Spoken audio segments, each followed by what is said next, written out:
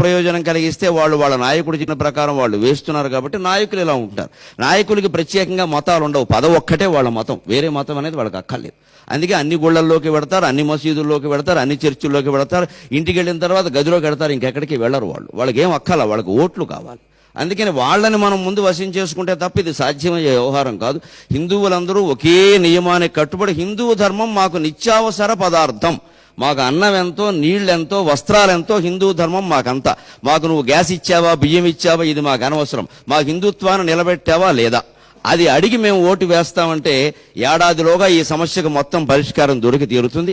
ఇక అక్బరుద్దీన్ కాదు కదా, అల్లా కూడా మాట్లాడలేడు, ఇంకా అనుమానమే లేదు. ఇక్కడ మాట్లాడకుండా బతుకుతారు. వారి దేశాల్లో, పాకిస్తాన్లో హిందువులు ఎలా బతుకుతున్నారు, బంగ్లాదేశ్లో హిందువులు ఎలా బతుకుతున్నారు, లండన్లో హిందువులు ఎలా బతుకుతున్నారు, అమెరికాలో హిందువులు ఎలా బతుకుతున్నారు, అలాగే బతుకుతారు. అభ్యంతరం ఏమిటండి? ప్రతి దేశానికి ఓ ప్రధాన మతం ఉంది కదా. అందుకని ఈ దేశంలో హిందూ మతం ప్రధాన మతం అని పార్లమెంట్లో చట్టం చేసి మనం ప్రకటించి అన్ని హిందువుల యొక్క ఆలోచనల ప్రకారం జరుగుతాయి. మీరు అర్థం చేసుకోవలసిందే, ఏదైనా అంతే, జనాభా ఎక్కువ ఉంటే ఏది ఎక్కువ అని అందరూ ఒప్పుకుంటున్నారు కదా ఓట్లు, దాన్నే ఒప్పుకోవాలి. ఇంకొకటి, మన వాళ్ళు కూడా ఎక్కువ మోసపోతున్నది ఏమిటంటే, ఒకే దేవుడు మాకు, మీకేమో 10 మంది దేవుళ్ళు ఉన్నారు అంటున్నారు. అసలు ఒకే దేవుడు ఒకే రూపం ఉండడం అనంత మూర్ఖత్వం ఇంకోటి లేదు ఆధ్యాత్మిక సత్వంలో. దేవుడికి అనేక రూపాలు ఉన్నాయి. దేవుడు సర్వాంతర్యామి అని అందరూ అంగీకరిస్తారు. దేవుడికి 3 లక్షణాలు అన్ని మతాల వాళ్ళు చెప్పేటువంటి ఉన్నాయి. సర్వజ్ఞత్వం ఒకటి, సర్వవ్యాపకత్వం ఒకటి, సర్వశక్తిమత్వం ఒకటి. ఈ సర్వజ్ఞత్వాన్నే ఆమ్నీషియం అంటారు, సర్వవ్యాపకత్వాన్ని ఆమ్ని ప్రజెంట్ అంటారు, శక్తిమత్వాన్ని ఆమ్ని పొటెంట్ అంటారు. మూడింట్లో ఏ ధర్మమైనా చెబుతుంది ఆ విషయం. మరి సర్వాంతర్యామి అయిన వాడు అంటే అన్ని జీవుల్లోనూ ఉన్నవాడే కదా. ఏకం సత్ విప్రా బహుధా వదంతి ఏకమేవ అద్వితీయం బ్రహ్మ అని మన ధర్మం చాలా స్పష్టంగా చెబుతుంది కదా. మరి ఆ దేవుడు ఎవడైనా, వాళ్ళు చెప్పేవాడు ఎవడైనా ఒకడే అయి ఉంటే ఎంతమంది దేవుళ్ళు ఎందుకు? నేను ప్రశ్నించారు కాబట్టి నేను ప్రశ్నిస్తున్నాను, లేదా మా హృదయం అది కాదు, మేము అలా మాట్లాడడం అసలు. కానీ అంటే ఒకడే దేవుడు, ఒకే రూపం ఉండి ఆ రూపమే, ఆ పేరే, ఇంకో పేరు పలకద్దు, అదే రూపము అనేది. మిగిలిన వాళ్ళు ఎవరు దేవుళ్ళు కాదు కదా. ఆ దేవుడు ఒక్కచోటే ఉండి ఒక రూపంతోనే ఉంటే వాడు దేవుడే కాదు, దెయ్యం అవుతాడు ఖచ్చితంగా. ఒక చోట ఉండేవి దెయ్యాలు, అన్ని చోట్ల ఉండేవి దేవుళ్ళు. హిందువుల నమ్మకం అన్ని చోట్ల ఉంటాడు దేవుడు, హిందువుల దేవుడు మాత్రమే దేవుడు, అనుమానం ఏమీ లేదు. అన్ని చోట్ల ఉంటే దేవుడు అంటారు తప్ప ఒక చోట ఉంటే దేవుడు అనరు దాన్ని. అంచేత ఒకే దేవుడు అనే భావనే తప్పు. హిందువులు ఎవరు ఆ పిచ్చిలో పడకూడదు అసలు. మనం పూజిస్తున్నది ఒకే దేవుడిని అనేక రూపాల్లో పూజిస్తున్నాం తప్ప ఎంతో మంది దేవుళ్ళను మనం ఆరాధన చేయటం. భాద్రపద మాసం అంతా వినాయకుడికి 9 రోజులు పూజలు చేశాం. ఆశ్వీజ మాసం వెంటనే వచ్చింది, వాళ్ళ అమ్మగారికి 10 రోజులు పూజలు చేశాం, దసరా అని. తర్వాత కార్తీకం వచ్చింది, కుటుంబాన్ని పోషించే వాళ్ళ నాన్నగారికి నెలంతా చేశాం. ఇప్పుడు ధనుర్మాసం వాళ్ళ మేనమామ విష్ణుమూర్తికి చేస్తున్నాం, మనం ఏం బాధపడట్లా. రేపు సంక్రాంతి పండుగ వస్తే సూర్యారాధన చేస్తాం, రథసప్తం వస్తే సూర్యారాధన చేస్తాం, శ్రీరామనవమి వస్తే శ్రీరాముడిని ఆరాధిస్తాం.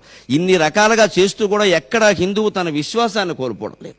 అంచేత వాళ్ళ బలహీనత ఏమిటంటే, ఇతర మతాల వాళ్ళకి పక్కకు ఆలోచిస్తే మనం మర్చిపోతామేమో, కోల్పోతామేమో అంటే నీ మతంలో ఉండే బలహీనత అంతా తెలుస్తూనేమో స్పష్టంగా. దీనికి ఏ వేదిక మీద ఎవడొచ్చి మాట్లాడినా ఏ మతం గొప్పదో వాదించడానికి కూడా మేము సిద్ధంగా ఉన్నాం. అన్ని మతాలు సమానమనేది మేము అంగీకరించడం అసలు మాకు కుదిరే వ్యవహారం కాదు. ఖచ్చితంగా వైదిక ధర్మమే గొప్పది, హిందూ మతమే గొప్పది, దాన్ని మించిన మతం లేదు ప్రపంచం మొత్తం మీద. ప్రపంచం మొత్తం మీద ఏ వేదిక మీదైనా ఎవడైనా అంతకంటే గొప్ప మతం ఉందంటే వాదించడానికి సిద్ధంగా ఉన్నాం. శాస్త్ర ప్రమాణాలతో అడ్డగోలు వాగుడు మాట్లాడొద్దు. ఇంకొకటి ముఖ్యంగా, ఆయన అసలు ఆంతర్యం చాలా మంది గ్రహించారో లేదో పాపం, ఆయన బాధ ఏమిటంటే, హిందువులకు ఎక్కువ పండుగలు ఉన్నాయి, నెలలో 2 రోజులు సెలవులు ఎక్కువైపోతున్నాయి, మాకు ఎక్కువ పండుగలు లేవు, మాకు బక్రీదు రంజాను 2 ఉన్నాయి. అందుకని కూడా పాపం పండుగల సెలవుల గురించి కూడా కాదు ఆయన ఆవేదన. అలా ఏంటంటే వాళ్ళు ఎక్కువ మంది మత కలహాలు సృష్టించి రౌడీ షీటర్లుగా ఉన్నారు. రౌడీ షీటర్ అంటే కేడీ, నోన్ డిఫాల్టర్. మళ్ళీ జరిగే అవకాశం ఎప్పుడున్నా వాడిని తీసుకొచ్చి ముందే లోపల వేసేస్తారు. అందుకని మా వాళ్ళనేమో ఏడాదికో 20 సార్లు లోపల వేసేస్తున్నారు. ఎందుకంటే హిందువులకు 20 పండుగలు ఉంటాయి కనీసం. మాకు 2 పండుగలే ఉండడం వల్ల హిందువుల్ని 2 సార్లే వేస్తున్నారు. ఆయన అసలు బాధ ఇది. అంటే వాళ్ళు రౌడీ షీటర్లు ఎక్కువ అని ఆయన అంగీకరించేశాడు. అనుమానం ఏముంది? ఇంకా తీవ్రవాదులు మాకు మిత్రులు అన్నారు, పాకిస్తాన్ వాళ్ళు మాకు మిత్రులు అన్నారు, కసబును ఉరి తీసినందుకు మేము సానుభూతి చూపిస్తున్నామన్నారు. అంత తెలిపోయింది కదా. ఇంకా దానిపోతే అందరినీ ఉరి తీయాలంటారు. ఇంకా దీన్ని బట్టి స్పష్టంగా ఆంతర్యం వీళ్ళు తీవ్రవాదులను వీళ్ళే ప్రచారం చేస్తున్నారు, వీళ్ళే తీసుకొస్తున్నారు, వీళ్ళే సాయం చేస్తున్నారు. అందులో అనుమానం ఏముందండి? అందులో ఆయన ఒప్పుకున్నాడు కదా ఆ విషయాన్ని. అందుకని మనం వేరే ఖండించాల్సిన పనే లేదు, ఆయనే ఖండించుకుంటున్నాడు ఆయన మాటల్ని. అందుకని రౌడీ షీటర్లు ఎక్కువగా ఉన్నారు, మా వాళ్ళు పోలీస్ స్టేషన్లకు వెళ్ళి ఇబ్బంది పడుతున్నారు. కాబట్టి మా రౌడీ షీటర్లు తగ్గడం కోసం మీరు పండుగలు మానేయండి అని సరిపోతుంది. మేము పండుగలు మానేసిన తదినేలనే పెట్టుకుంటాం, మరి దానికి గొడవలు అయిపోతాయి. మాకు శుభం అశుభం 2 ఒకటే, కుడి ఎడమ 2 చూడగలిగిన వాడే హిందూ. అపరకర్మకి శుభకర్మకి పెద్ద తేడా ఏం లేదు, యజ్ఞోపవేతం అటు ఇటు తిప్పడం తప్పితేను. అందుకని 2 సమానంగా భావిస్తాం మేము, సుఖ దుఃఖాలని, జయాపజయాలని, లాభాలాభాలని అన్నింటినీ కూడా. ఇలా ఆలోచన చేస్తే మంచిది. ఇంకా వైదిక ధర్మం యొక్క విశిష్టత ఒక్క మాటలో చెప్పాలంటే, యో యో యాం యాం తనుం భక్త శ్రద్ధయా అర్చితుమిచ్చతి తస్య తస్య అచలాం శ్రద్ధాం తామేవ విదధామ్యహం అని కృష్ణ పరమాత్మ భగవద్గీతలో చెప్పాడు చాలా స్పష్టంగా.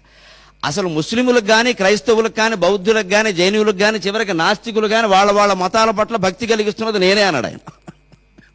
వాళ్ళ ఆలోచన విధానం, వాళ్ళ ఆరాధన పట్ల శ్రద్ధ కలిగిస్తున్నది యో యో యాం యాం తను భక్త శ్రద్ధయా అర్చితుమిచ్చతి.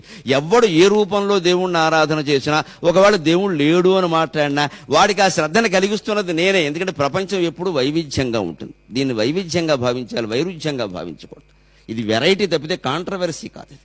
అందుకని ఆ వైవిధ్యాన్ని నేను గౌరవించి ప్రేమించి వాళ్ళ దేశాల్లో ఆయా దేవుళ్ళ పట్ల భక్తి నేను కలిగిస్తున్నాను. మేము స్పష్టంగా చాలా బాగా నమ్ముతాం హిందువులం. ఇక్కడ రాముడు అవతరించినట్టే అక్కడ క్రీస్తు అవతరించాడు, ఇంకో చోట ప్రవక్త అవతరించాడు. మేము స్పష్టంగా నమ్ముతాం ఆ విషయాన్ని. బుద్ధుడు అలాగే అవతరించాడు. మాకేమీ ఇందులో ఇబ్బంది ఏమీ లేదు ఆ విషయం. వారెవరూ దేవుళ్ళు కాదని మేము అనడం లేదు. కానీ వాడొక్కడే దేవుడు, వీళ్ళెవరో కాదు అంటే మాత్రం ఉరికిన వ్యవహారం లేదు. చిట్ట చివరిగా ఒక్క మాట, సకనముహ ఇందవ ప్రకృతి, సకనముహ ఇందవ ప్రకృతి, శౌర్యము చాలియు శౌర్యము కల్గియు అల్పబుద్ధులన్ సకనముగా భరించితిమి. సకనముహ ఇందవ ప్రకృతి, శౌర్యము కల్గియు అల్పబుద్ధులన్ సకనముగా భరించితిమి. అల్పబుద్ధులన్ సకనముగా భరించితిమి. సర్వమెరింగిన వారమౌట. హిందువు అనేవాడు సర్వజ్ఞుడు. ఒక్క భగవంతుని గురించి తెలిస్తే ఇంకేం తెలుసుకోవలసిన అవసరం లేదని మేము